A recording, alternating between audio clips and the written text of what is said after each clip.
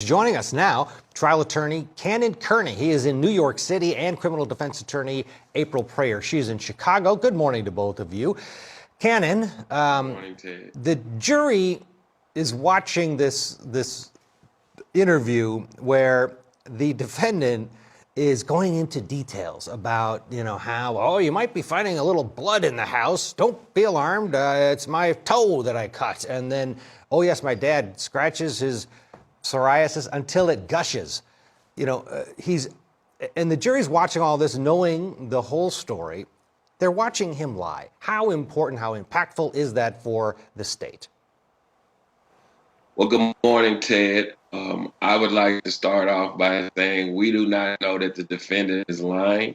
It is alleged that the defendant committed the crimes that he is being tried for. So let's give him his day in court.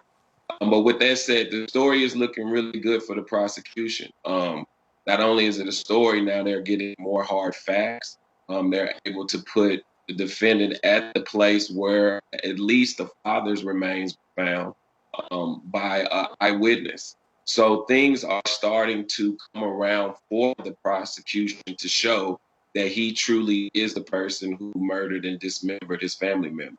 But in the meantime, we still need to see more hard facts, or we need his credibility to continue to be impeached by witnesses.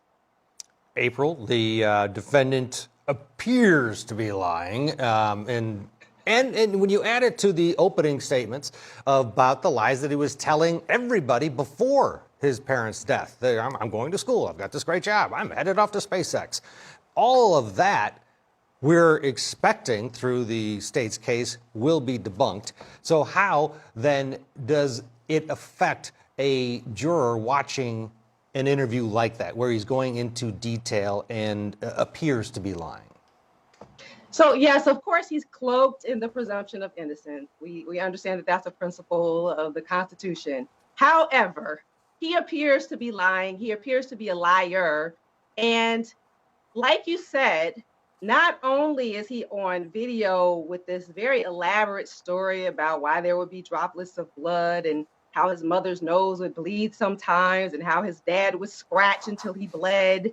It just seems very far-fetched, even not knowing anything else about the case. But like you said, the jurors have heard the opening statement. And I'll say I didn't know much about the case until I watched the opening statement. I was saying, well, how is it that they linked this kid to his parents' deaths? How is it that they say that he's involved? And the state has been doing a very good job of just gradually unpeeling the onion, gradually peeling the veil back and saying, well, not only was he seen exiting the woods by the area where his dad's torso was found on his girlfriend's family's property, where he showed up unannounced, but he also has a locator on his phone where his girlfriend Snapchatted, showing, because she thought it was strange that he was in the woods, putting him precisely in the area where his mother's remains were found. So yes, it's definitely a case of circumstantial evidence, but I do think that the lies and the physical evidence that were found are all adding up to make it look very, very bad for Mr. Halderson Jr. Cannon, the fact, and let's assume that the state does bring in the administrator from the school who says he was never, a student here, and then brings in the person from American Family Insurance. No, he didn't have a job here. Is this the type of defendant that you can't put on the stand because, assuming the state has already proven those lies, he's unbelievable? No one will believe him, even if he gets up there and is telling a version of the truth. Is this a client, if you were representing him, that you would do everything in your power not to let up there on the stand?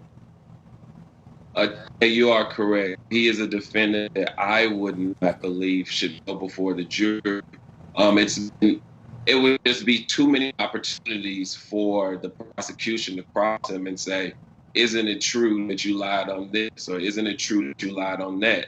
And he would have nothing to do but to say yes.